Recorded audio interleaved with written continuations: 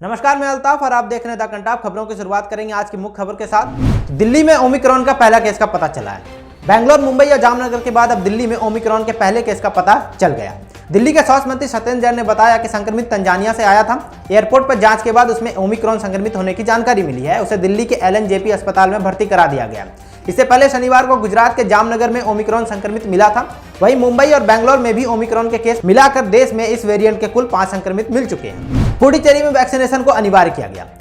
Corona के नए variant Omicron के नए मामले भारत में मिलने के बीच पुडुचेरी सरकार ने कोरोना की वैक्सीन को अनिवार्य कर दिया है। शनिवार को जारी किए गए ऑर्डर में कहा गया है कि पुडुचेरी पब्लिक हेल्थ एक्ट 1973 के मुताबिक सभी लोगों को वैक्सीन की डोज लगवानी होगी। इस आदेश को न मानने वालों को कानून के तहत दंड दिया जाएगा।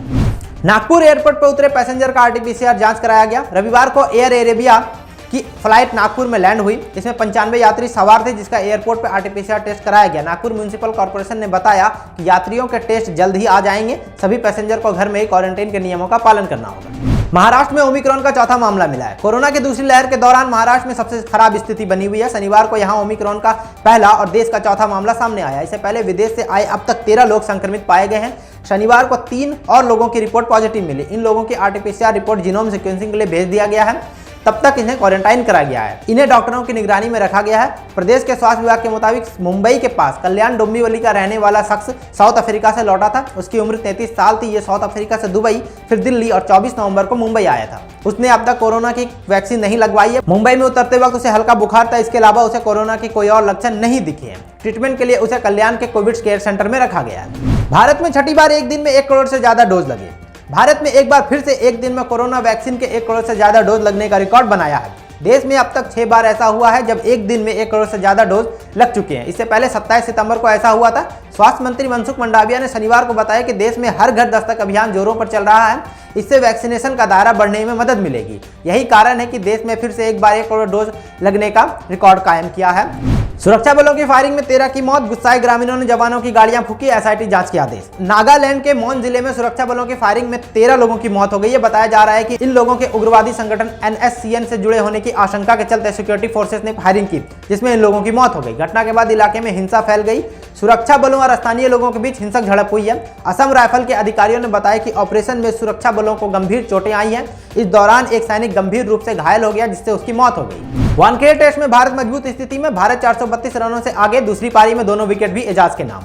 भारत और न्यूजीलैंड के बीच मुंबई टेस्ट के तीसरे दिन का खेल जारी है। टीम इंडिया का स्कोर दूसरी पारी में 2 विकेट के नुकसान पर 169 रन है और टीम का कुल बढ़त 432 रन की हो गई है। शुभमन गिल 31 और विराट कोहली 24 रन बनाकर नाबाद है। इससे पहले टीम इंडिया को पहली पारी में 325 पर आउट करने के बाद न्यूजीलैंड मात्र 62 रन के स्कोर पर सिमट गई थी। ICMR एक्सपर्ट समीरन पांडे बोले, देश में कोरोना की तीसरी लहर आएगी। लोग चुनावी रैलियों से परहेज करें। दुनिया में कोरोना के नए वेरिएंट ओमिक्रॉन की वजह से दहशत का माहौल बना हुआ है। ये तेजी से अपने पांव पसार रहा है।